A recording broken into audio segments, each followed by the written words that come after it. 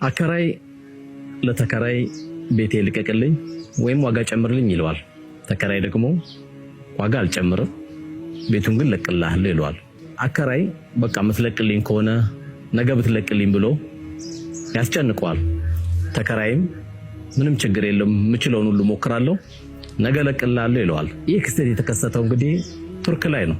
ሁለቱ የተነጋገሩት አካሎች ቱርክ ላይ ይህን ውይይት ባደረጉ 24 ሰዓት ባልሞላ የሁለቱም ንብረት በመሬት መንቀጥቀጥ ይጠፋል።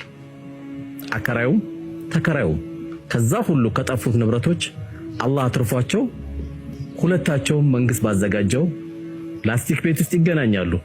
በጣም በመገረም ወሬያቸውን ያወጋሉ። ታዲያ ያን የምናወራው የነበረው አንተም ቤት ልትፈልግ እኔም ሌላ ሰው ላከራይ የነበረውን ያወራናቸውን ወሬዎች ለምን ለዓለም ህዝብ አናስተላልፍም ብለው ይሄን መልእክት የውለኛም አድርሰውናል። አላህ አከራይ ሲያደርግህ የወደደ እንዳይመስልህ ተከራይም ሲያደርግህ የጠላህ እንዳይመስልህ።